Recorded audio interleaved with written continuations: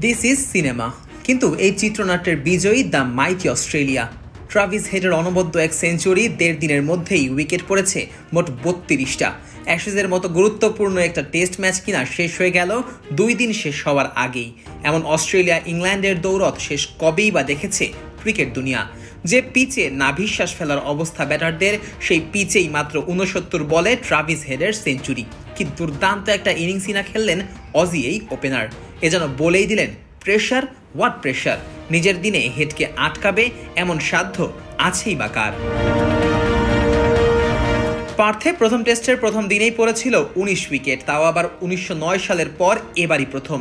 ইংল্যান্ডের 172 রানের জবাবে যে অস্ট্রেলিয়া তাদের প্রথম ইনিংসে দ্বিতীয় দিনের সকালেও গুটিয়ে গেল 132 রানে, সেই অজিরাই কিনা একই দিনে ব্রিটিশ বধ করল নিজেদের স্টাইলেই।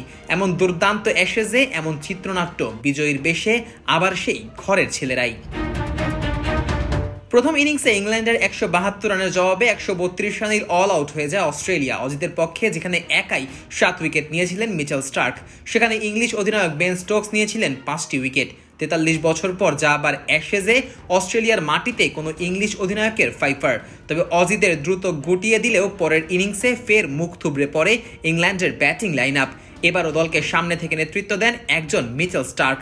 প্যাট কামিন্স, জশ হ্যাজেলউডদের অভাব তিনি বিন্দুমাত্র দলকে বুঝতে দেননি। তাকে যোগ্য সহায়তা করেছেন বাকি 2 পেসার স্কট বোল্যান্ড ও ব্রেন্ডন ডগেট। এখন যে কোনো ব্র্যান্ডের পুরাতন এসি বদলে নতুন ওয়ালটন এসিতে উপভোগ করুন 25% ছাড়। যদিও প্রথম ইনিংসের মতো এবারও প্রথম ওভারেই উইকেট শিকার করেছিলেন মিচেল স্টার্ক, যার আবার তার টেস্ট ক্যারিয়ারে 25তম বারের মতো শুরুতেই প্রতিপক্ষকে ঘায়েল করার দুর্লভ এক কীর্তি। আর স্টার্কের এই কীর্তির দিনে টেস্টের ইতিহাসেই ঘটেছে বিরল এক ঘটনা। পার্থ টেস্টের প্রথম 3 ইনিংসেই কোনো দলই ওপেনিং জুটি রান করতে পারেনি। ইংল্যান্ডের 2 বারের পাশাপাশি অজিরা ব্যর্থ হয়েছিল নিজেদের প্রথম ইনিংসে। টেস্ট ক্রিকেটের ইতিহাসেই এমন ঘটনা এই প্রথম দেখল ক্রিকেট বিশ্ব। এদিকে এই ম্যাচের দ্বিতীয় ইনিংসে মোট 3 উইকেট শিকার করে টেস্ট চ্যাম্পিয়নশিপের তৃতীয় বোলার হিসেবে 200 উইকেটের মালিক বনে গেলেন স্টার্ক। এর আগে 35 বছর পর অস্ট্রেলিয়ার মাটিতে অজি কোনো পেসার হিসেবে অ্যাশেজের এক টেস্টেই 10 উইকেট শিকার করারও কীর্তি করেছেন তিনি। সাথে বোল্যান্ডের 4 আর ডগেটের 3 উইকেটে দ্বিতীয় দিনে ব্যাটিংয়ে নেমে দ্রুতই গুটিয়ে যায় ইংল্যান্ড। সবাই যখন ভেবেই নিয়েছিল এবার অজি ব্যাটারদের কঠিন চ্যালেঞ্জ দেবে ইংল্যান্ডের বোলাররা, ঠিক তখনই একা হাতে ম্যাচ ঘুরিয়ে দিলেন একজন ট্রাভিস হেড। প্রথমে জ্যাক ওয়েদারকে সাথে নিয়ে উদ্বোধনী জুটিতেই করলেন 75 রান।